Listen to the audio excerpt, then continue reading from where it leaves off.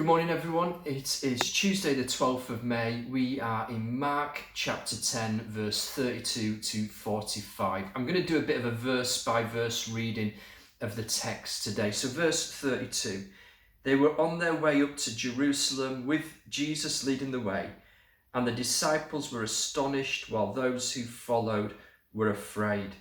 So, two very different reactions to heading to Jerusalem. They knew that by going to Jerusalem, things were going to come to a head, that Jesus would probably get killed. Jesus had communicated this to his disciples. So the disciples were astonished that Jesus knew this and yet was still going ahead with it. And the crowds were just afraid because they thought, well, if we follow him, we'll lose this man that we love and has been doing miracles for us, or we might lose our own lives in the conflict if we're seen as his followers. So it says, again, he took the 12 aside and told them what was going to happen. We are going up to Jerusalem, he said, and the Son of Man will be betrayed. They will condemn him to death. They will hand him over to the Gentiles, who will mock him, spit on him, flog him, and kill him. 3 days later, he will rise. And again, you can sort of read into the tone a little bit here, but Jesus had already on multiple occasions explained this to his disciples, yet they still didn't get it. Of course they didn't.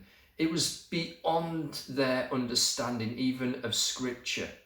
And so Jesus is showing how he will perfectly fulfill the signs of the Messiah from Isaiah chapter 53 by suffering, by being the suffering servant, and that he will rise again.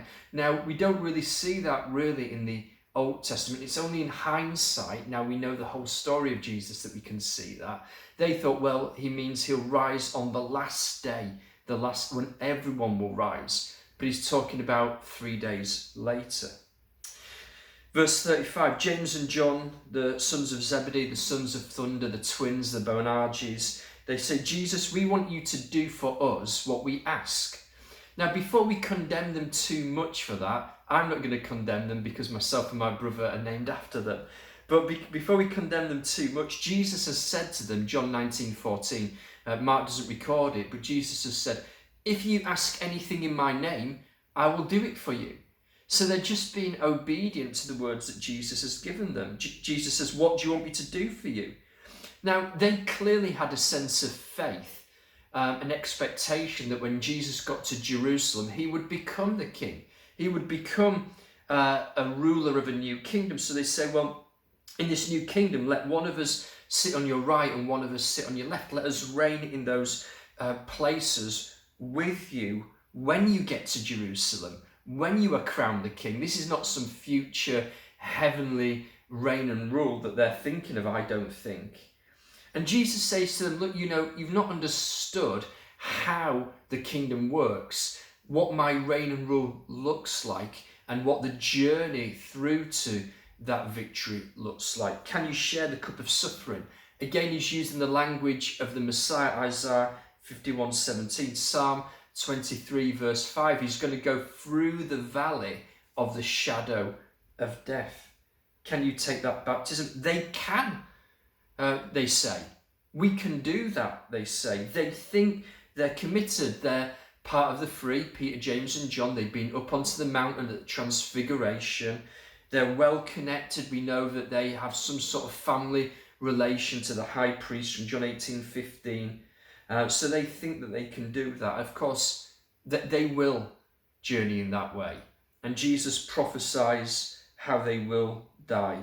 James becomes a martyr. You can read that in Acts chapter 12, verse 2. John ends up on the Isle of Patmos in exile, where he writes the book of Revelation, Revelation 1:19. And then Jesus, interestingly, doesn't rebuke James and John. He calls them all together and corrects them all. He calls them all together, verse 42. And he outlines a completely different definition of leadership, of authority, and of ruling. It's not like the Gentiles, those who lord it over people. Not so with you. Instead, you have to become a servant. That is the way to become great, to have impact in the authority, an authority in the kingdom. And we often think about the Christian life as imitation of Jesus. We want to love like Jesus. We want compassion like Jesus. We want to be able to draw the crowds like Jesus. We want to be able to perform the miracles like Jesus. We want heaven to invade earth like Jesus. But fundamentally, what does it mean to look like Jesus, to imitate Jesus? It means that actually we must serve and maybe even suffer. That is the call to imitate. For even the Son of Man did not come to be served, but to serve and to give his life as a ransom for many. Verse 45. That's what it looks like to imitate Jesus, to give of our lives for others. That word ransom, I love it. If you ever learn New Testament Greek, probably the first verb that you will learn is the verb luo, to loosen. And that's where we get the word ransom from. The loosener, the one who breaks off chains, the one who frees the captive and frees the slave. That's who Jesus is. And that's who we are called to imitate.